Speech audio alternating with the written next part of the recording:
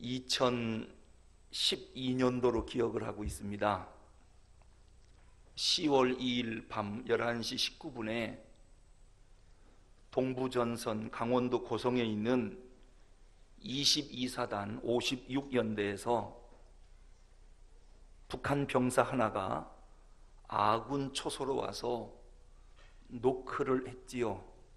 귀순 사건이 발생한 것입니다. 군사 분계선을 넘어서 남쪽 3개의 철책을 뚫고 아군 초소까지 와서 귀순 노크를 했던 것입니다.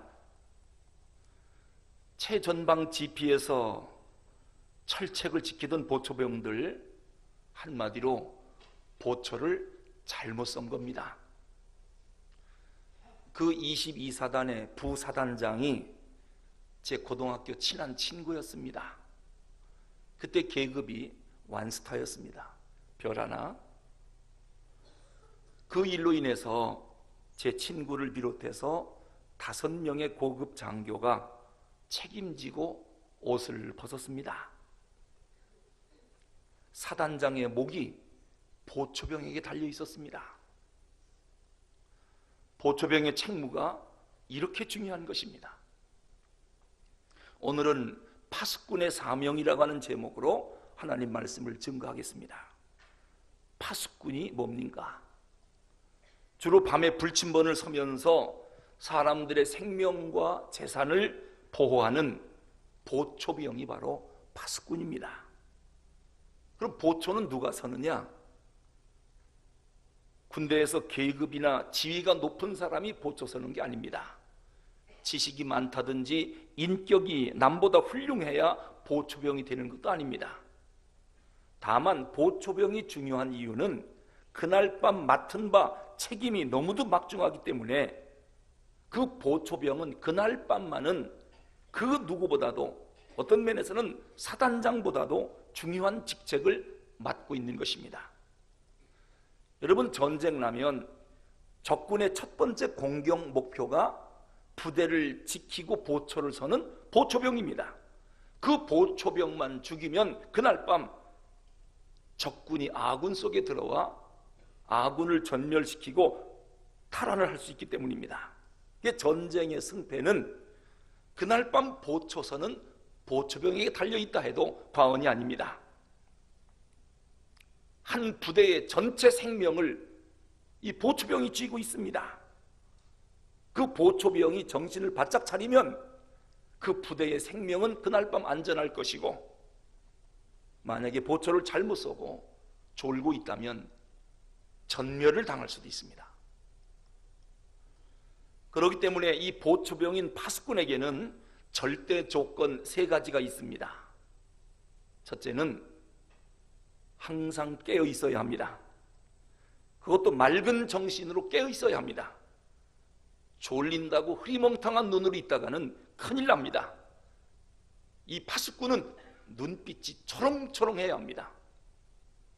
두 번째로 이 파수꾼은 현명한 통찰력과 정확한 판단력이 있어야 합니다. 아주 작은 소리에도 민감해야 합니다. 그리고 상황 판단이 빠르고 정확해야 합니다.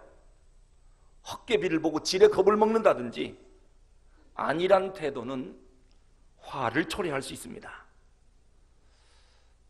이 판단력이 흐려져서 이것이 아군인지 적군인지 이걸 분별 못한다면 그날 밤 큰 화를 당하게 됩니다. 여러분, 요즘 우리 주변을 보십시오. 판단력과 분별력이 어두워져서 이단을 따라가는 사람들이 참으로 많습니다. 한국교회 그동안 심각한 이단 중에 하나가 신천지였습니다.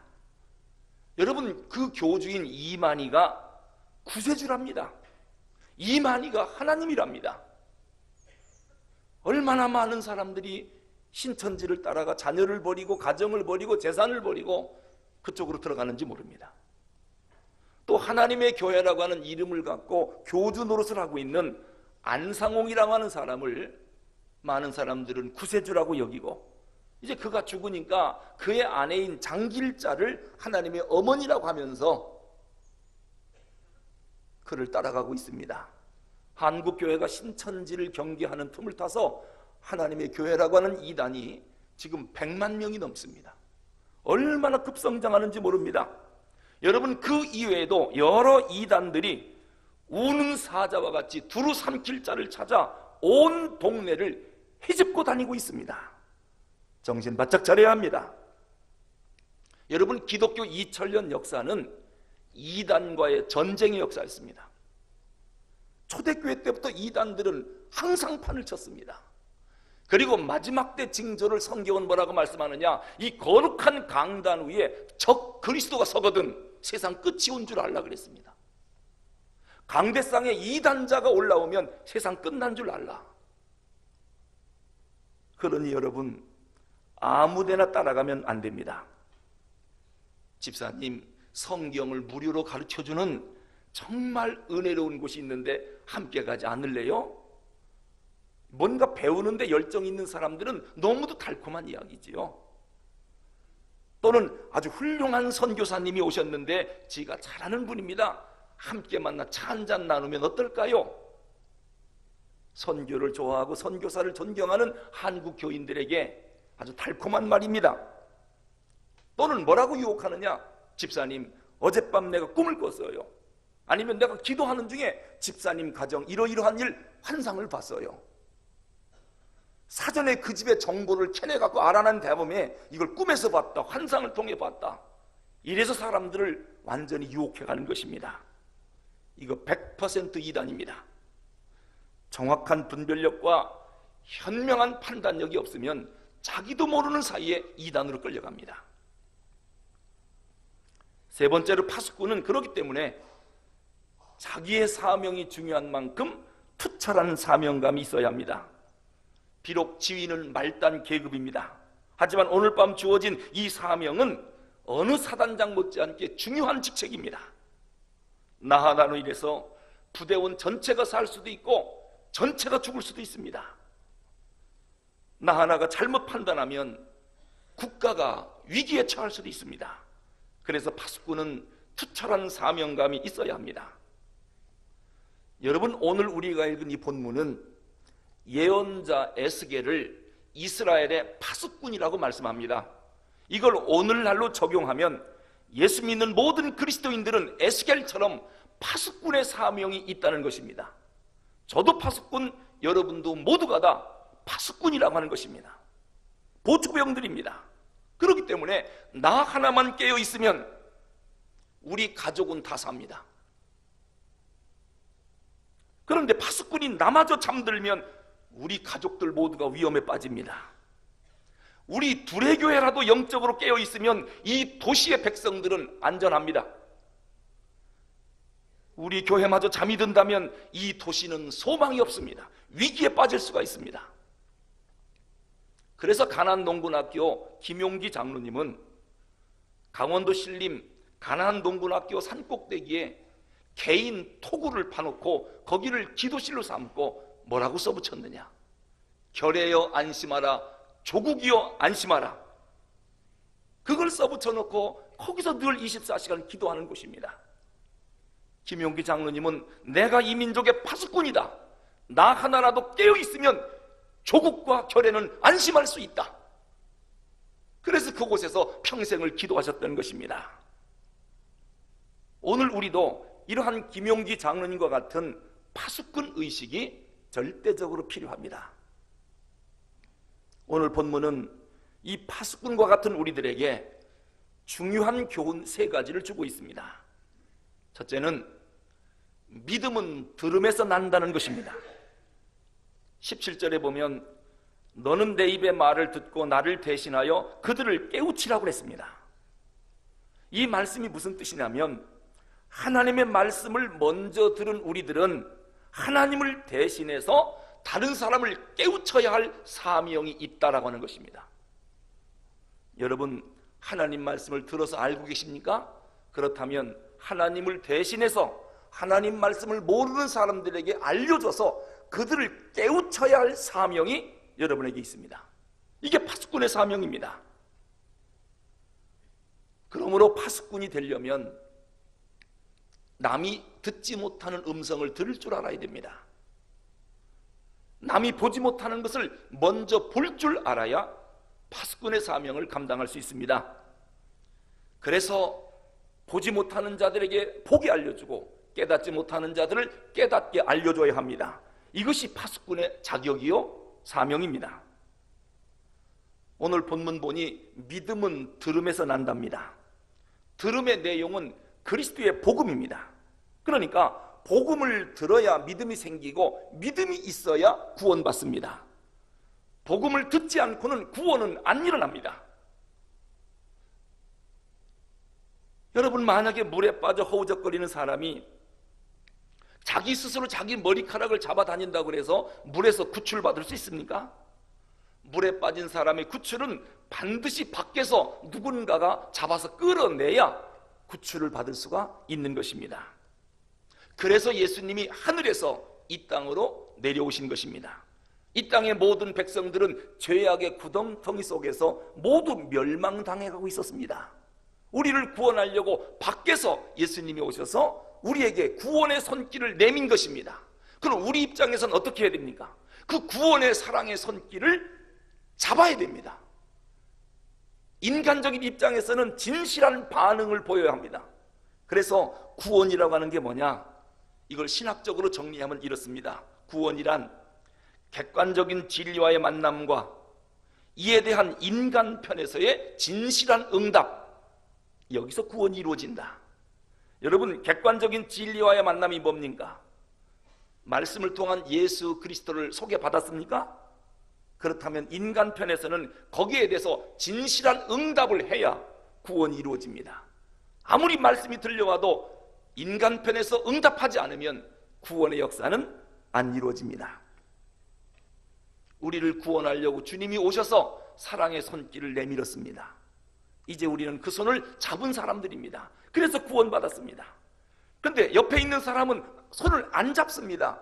그래서 잡은 사람이 그 사람에게 알려줘야 합니다. 너도 잡으라. 그래야 구원받는다. 이것이 우리의 사명이라고 하는 것입니다. 여러분, 예수님의 씨 뿌리는 비유를 잘 알고 있습니다. 아무리 좋은 옥토 땅이라고 해도 땅 혼자서는 곡식을 낼 수가 없습니다. 밖에서 씨를 뿌려야 땅에서 싹이 나고 꽃이 피고 열매를 맺을 수 있는 것입니다. 여러분, 복음은 밖에서 내 마음 안으로 들려져야 합니다. 복음이 내 스스로 속에서 나오는 게 아닙니다. 밖에서 복음이 내 귀를 통하여 나에게 들려질 때 내 마음에서 반응을 보여야 구원이 이루어지는 것입니다. 자, 그런 의미에서 볼 때 가장 안타까운 장애우가 누구냐? 저는 청각장애우라고 생각합니다. 뭐 앞을 못 본다든지 뭐 사지가 불편하다든지 이런 분들은 그래도 귀를 통해서 복음이 밖에서 들어올 수가 있거든요. 그런데 귀가 안 들리면 그 많은 복음들이 이 세상에 이렇게 퍼져 있어도 못 듣는 것입니다. 그래서 가장 안타까운 장애우가 이 청각장애우겠구나, 그런 생각을 합니다. 사람이 진리의 복음을 못 들으면 어떻게 됩니까? 어리석어집니다. 고집스러워집니다. 여러분, 이 땅에 불쌍한 사람들이 얼마나 많은지 몰라요. 자기 나름대로는 뭔가 안다고 떠들고 다니는데 뭔가를 전혀 모르기 때문에 복음을 거부하는 것입니다. 여러분, 진리를 알면 사람이 겸손해집니다. 그리고 그 진리를 깊이 깨달으면 사람이 온유해집니다. 모르기 때문에 저렇게 교만한 것입니다. 모르기 때문에 진리를 거부하는 겁니다. 예수님은 십자가에서 돌아가실 때 십자가상에서 7마디 말씀을 하셨습니다. 그걸 우리가 가상칠언이라고 하는데요, 가상칠언 가운데 첫 번째로 하신 말씀이 아버지여 저들의 죄를 사하여 주옵소서, 저들이 하는 일을 모르기 때문이옵니다. 그렇게 용서를 빌어줬습니다. 여러분, 지금 로마 병정들이 자기들이 십자가에 못 박아 죽이는 분이 하나님의 아들 메시아라는 것을 알면 감히 못을 박겠습니까? 모르니까 웃으면서 농담하면서 막 못을 박는 것입니다. 모르기 때문에 죄를 짓는 것입니다. 모르기 때문에 저렇게 큰 소리 치는 것입니다. 알면 감히 못을 박겠습니까? 우리 주변에도 보면 답답할 정도로 모르기 때문에 자기 생명을 멸망으로 이끌어가는 안타까운 사람들이 얼마나 많은지 모릅니다.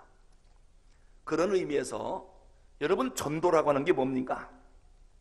전도는 모르는 자를 알게 하고 그들을 깨우쳐주는 것, 이게 전도입니다. 여러분 생각해 보십시오.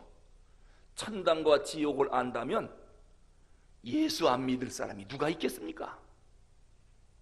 모르니까 예수를 안 믿는 겁니다. 이게 모르는 사람에게 깨우쳐주는 것, 알려주는 것, 이것이 전도입니다.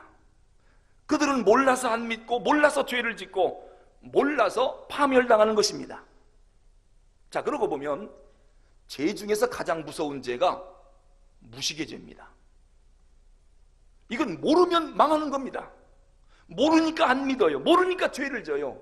몰라서 파멸당하니 이 모르는 죄, 이 무식의 죄가 얼마나 큰 죄입니까? 그렇다면 진리를 먼저 알고 있는 우리는 어떻게 해야 할까요? 우리가 해야 할 가장 중요한 일이 뭘까요? 진리를 몰라서 망해가는 그 사람들을 향하여 진리를 깨우쳐주는 것, 이것이 진리를 아는 사람들이 해야 할 가장 중요한 일입니다. 한마디로 그들에게 천당과 지옥을 알려줘서 구원받게 하는 겁니다. 그것이 진리를 모르는 이웃들에게 해야 할 가장 중요한 일입니다. 우리는 지난 50일 동안 태신자를 작정해 놓고 새벽마다 예배 때마다 기도실에서 열심히 기도해 왔습니다. 거기에는 전혀 예수를 모르는 불신자들도 많이 있고, 또는 우리 두레교회를 다니다가 실족해서 신앙을 잃어버린 잃은 양들도 많이 있습니다. 그들에게 전화하고 다시 연락하고 다시 찾아가고 초청하려고 애를 쓰고 있습니다.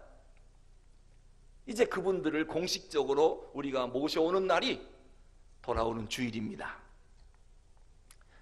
그런데 여러분, 현대인들에게 있어서 범하기 쉬운 죄 세 가지가 있습니다. 현대인들이 짓는 죄 세 가지. 그 첫째가 뭐냐면 배우지 않는 죄입니다. 도대체 누구 말을 안 들으려고 합니다. 여기에 구원의 길이 있습니다라고 가르쳐주면 좀 배우고 따라와야 할 텐데 안 듣습니다. 왜 남의 말을 안 듣죠? 자기가 최고랍니다. 자기 의가 자기 삶의 기준입니다. 그래서 안 듣습니다. 이 얼마나 교만한 겁니까? 좀 겸손하게 남의 말도 들을 줄 좀 알아야 되는데 안 듣습니다. 도대체 배우려고 하지 않습니다. 끝까지 자기 주장 내세우다가 교만에 빠져 멸망당하는 것이 현대인의 첫 번째 죄입니다. 배우지 않으려고 하는 죄. 좀 천당과 지옥을 알려주면 아직 모르면 배워야 될 거 아닙니까? 모르면서도 안 배우려고 합니다. 이게 큰 죄입니다. 두 번째는 배운 바를 실천하지 않는 죄가 있습니다. 여러분, 성도들 말하는 걸 들어보면 전부 선생입니다. 얼마나 많이 듣고 배웠는지 이론은 기가 막힙니다. 실천이 없습니다.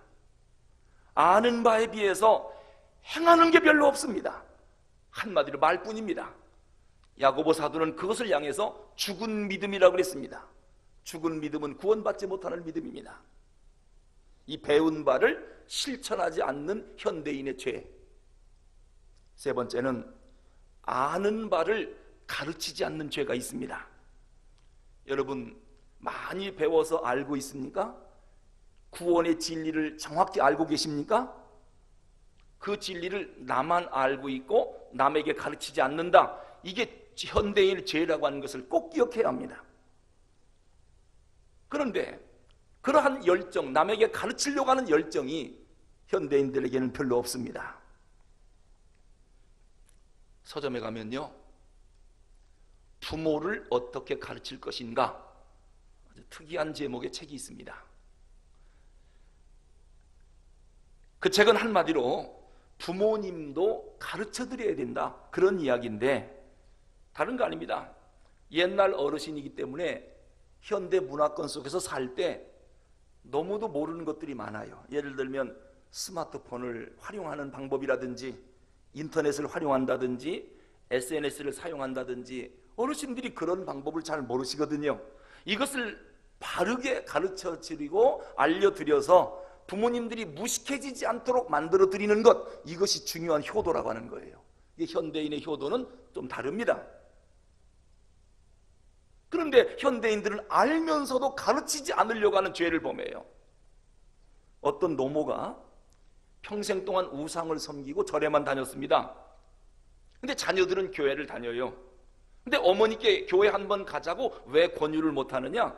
워낙에 절에를 열심히 다니시니까. 그래서 차마 말씀을 못 드렸던 거예요. 혹시라도 저렇게 불공을 열심히 드리는데 교회 가자 그러면 진노하지 않을까? 그게 염려가 돼서 전도를 한마디도 못한 것입니다. 그런데 이 어머니가 생각하시기를 아들, 딸, 손주들 다 교회 다니는데 자기만 혼자 절에 다니니까 이거 나중에 죽으면 문제가 생기겠구나. 이게 제사밥이라도 얻어먹으려면 애들 따라가는 게 좋겠다. 그래 생각하시고, 야 며느라기야, 난 교회 가면 안 되냐? 깜짝 놀랐습니다. 아이고 어머니. 그리고 교회를 모시고 가서 복음을 들려줬지요. 신앙생활을 얼마나 열심히 하시는지. 나중에 그 어머니가 하신 말씀이 뭐냐면, 이렇게 좋은 예수를 왜 니들만 믿었느냐? 진작 좀 알려주지. 진작 좀 알려주지. 부모님께 복음을 듣게 해드려야 합니다.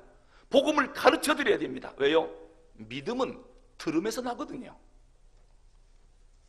그리고 오늘 본문이 두 번째로 우리에게 알려주는 것은 공존, 공생, 공생, 공존의 법칙입니다. 첫째는 믿음은 들음에서 난다. 반드시 들려줘야 한다는 거. 두 번째는 공생, 공존의 법칙입니다. 오늘 18절에 보니까 가령 내가 악인에게 말하기를 너는 꼭 죽으리라 할 때에 네가 깨우치지 아니하거나 말로 악인에게 일러서 그 악한 길을 떠나 생명을 구원케 하지 아니하면 그 악인은 그 죄악 중에서 죽으려니와 내가 그 핏값을 내 손에서 찾을 것이고. 여러분, 이게 무슨 말씀입니까? 혹시라도 우리 이웃 중에 구원받지 못한 분이 있습니까? 예수를 안 믿으면 구원받지 못합니다. 그분은 나중에 지옥에 갈 겁니다.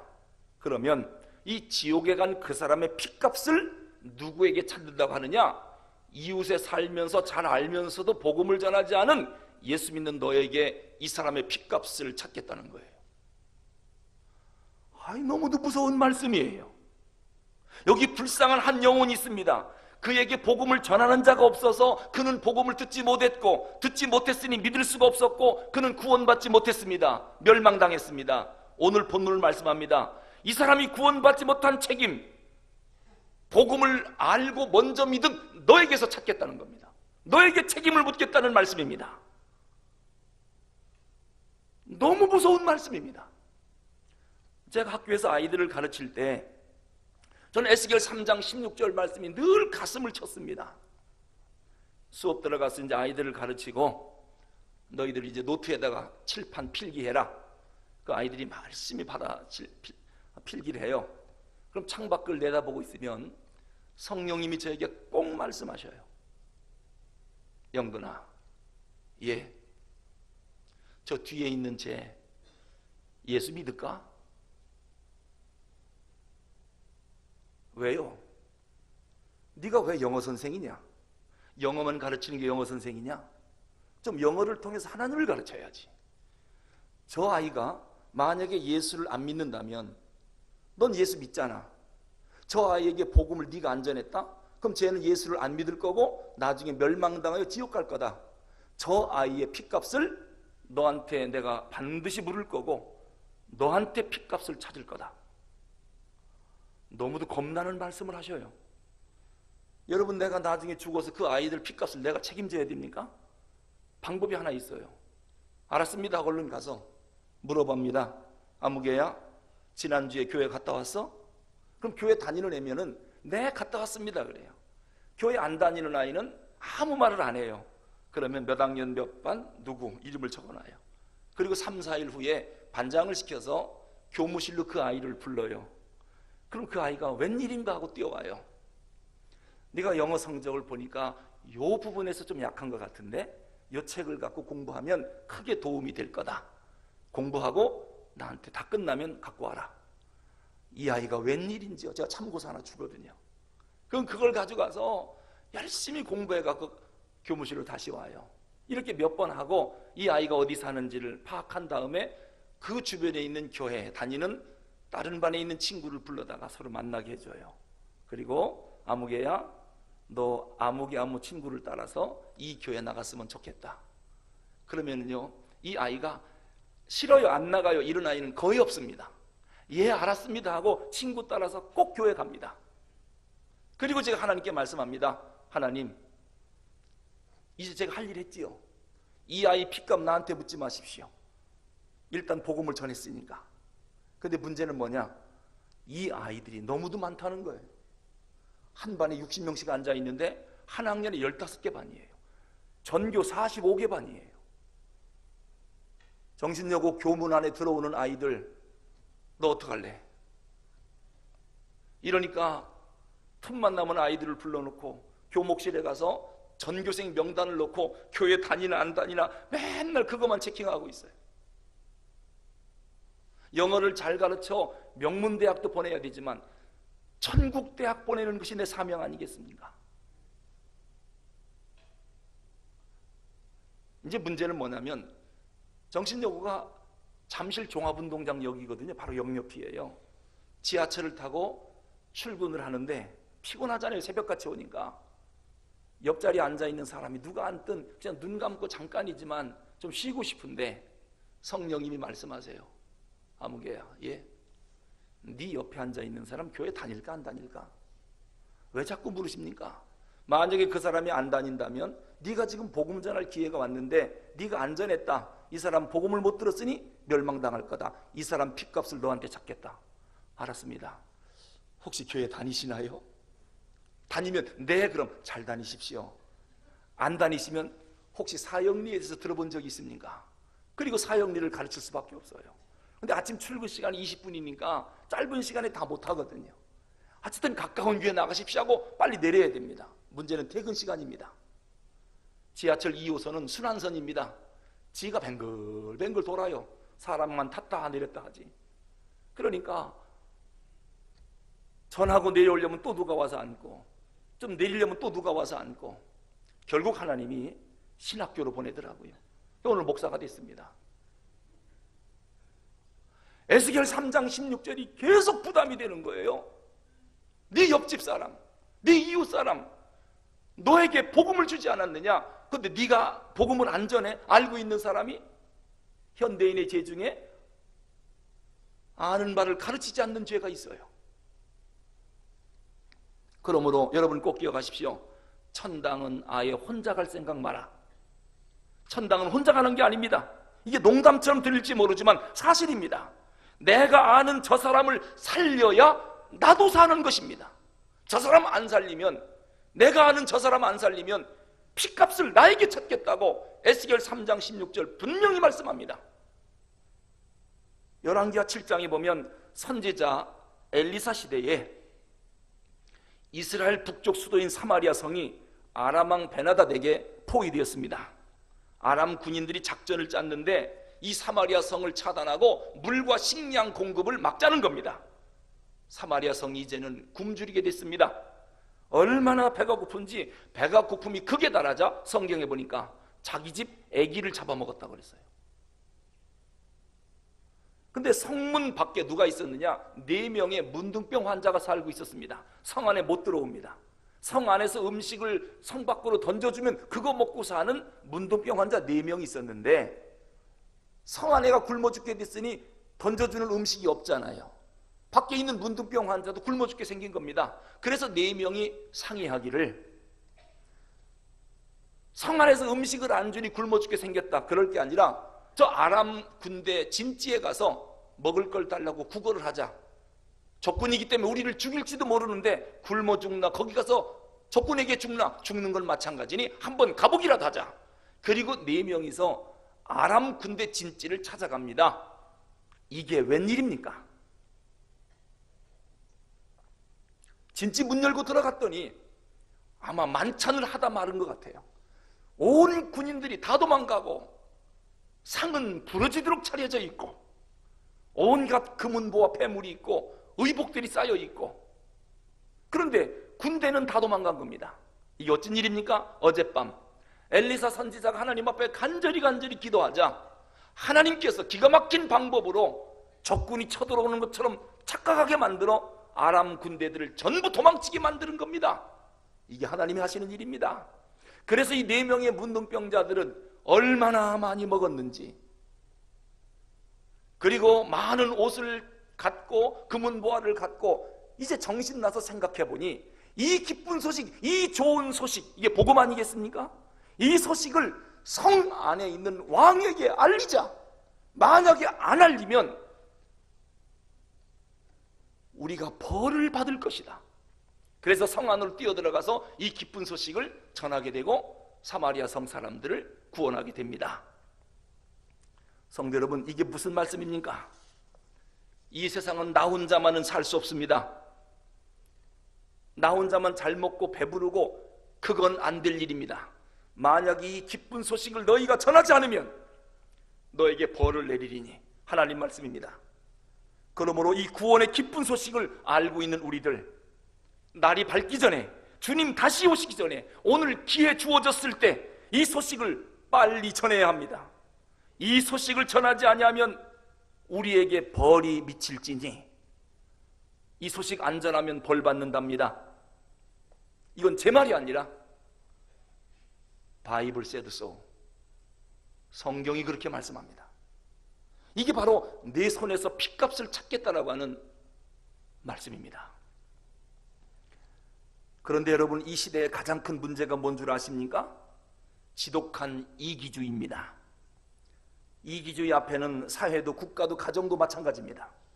여러분, 국가를 생각하지 않고 자기 이익만 취한다, 어쩌자는 겁니까? 여러분, 돈이 있다고 혼자만 삽니까? 노동자를 죽이면서 기업주만 살 수 있습니까? 또 기업주가 다 죽어가는데 근로자가 살 수 있습니까? 저를 살려야 나도 살고 저들이 잘 돼야 나도 잘 되는 겁니다. 함께 사는 것입니다. 인간은 혼자는 절대 살 수 없습니다. 복음도 그렇습니다. 나 혼자 듣고 나 혼자 산다, 그럴 리는 없습니다. 하나님이 반드시 책임을 묻겠답니다. 저를 살려야 너도 산다. 오늘 본문을 보십시오. 구원받지 못한 형제의 핏값을 먼저 믿은 네 손에서 내가 찾겠다라고 말씀합니다.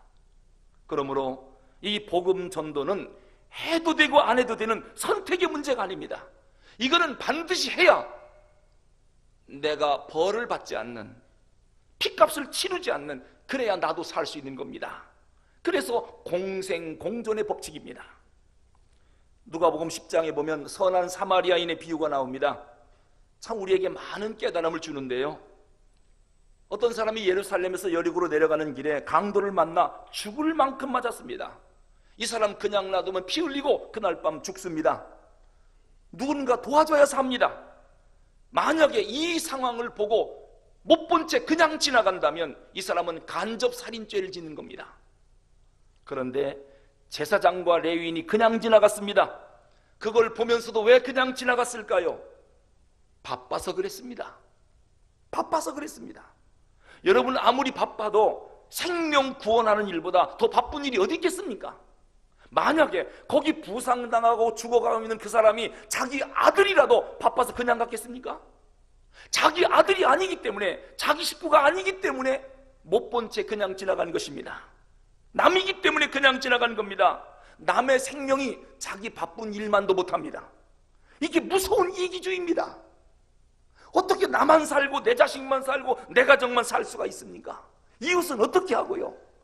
죽어가는 사람을 보고도 돕지 않는다면 이건 하나님 앞에 큰 죄입니다.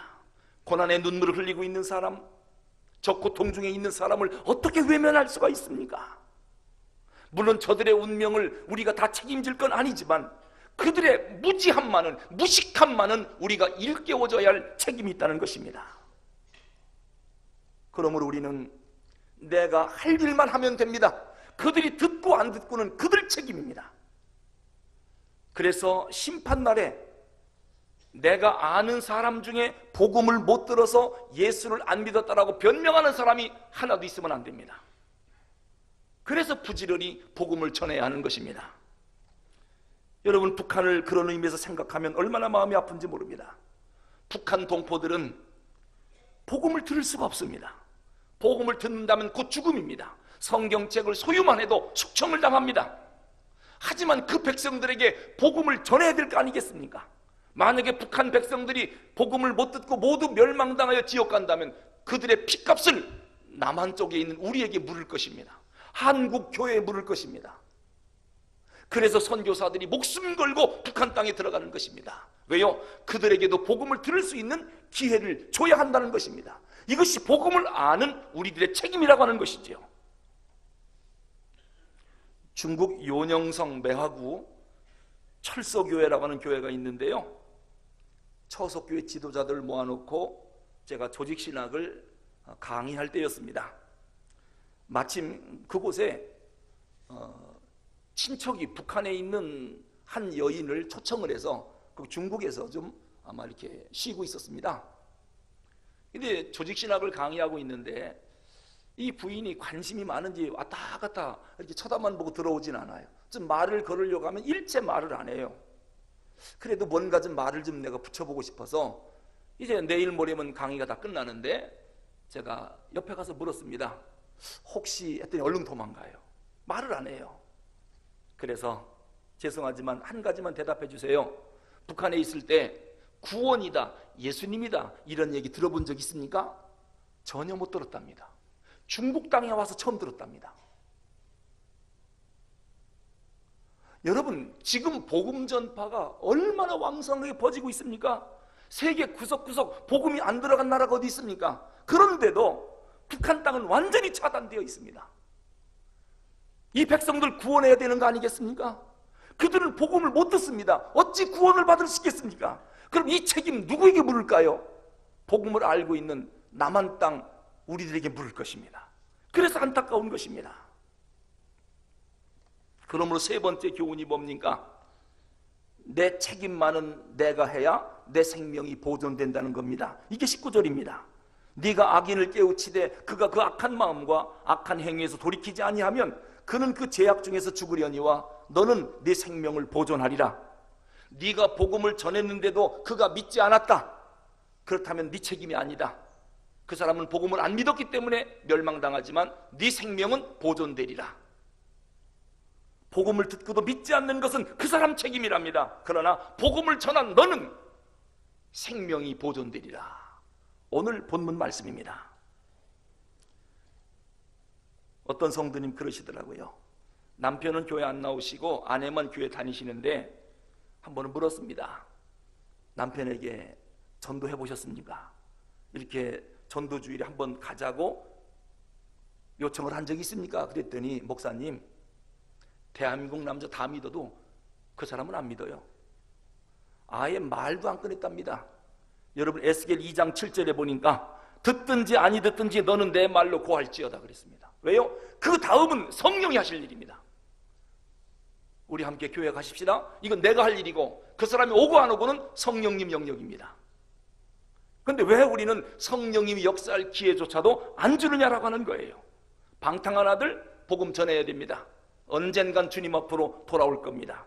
왜냐? 이 복음에는 신기한 능력이 있습니다. 한 번 뿌려진 복음의 씨앗은 반드시 싹이 나고 꽃이 피고 열매 맺게 되어 있습니다. 우리가 다음 주 한영혼 초청 전도주일인데 어떤 분들은요 이렇게 전도주일 있을 때 1년에 한 번 나오는 사람들이 있어요. 그분 1년에 한 번 나와요. 전도주일 날만. 괜찮아요. 원래 예수는 처음에 그렇게 믿는 거예요. 어떻게 처음부터 잘 나옵니까? 1년에 한 번 나와서 복음 듣고 또 그 다음에 또 나와서 복음 듣고 이렇게 3년, 4년, 5년 듣다 보면 여기서 복음의 씨앗이 싹이 트고 꽃이 피고 열매 맺어서 이분들이 안수 집사가 되고 장로가 된다니까요. 그래서 복음은 계속 듣게 해줘야 됩니다. 1년에 한 번이라도. 그 일을 우리가 돌아오는 주일에 하는 것입니다. 혹시 여러분 가운데 나도 허물이 많고 부족한데 누구한테 전도하나 옳은 생각 아닙니다.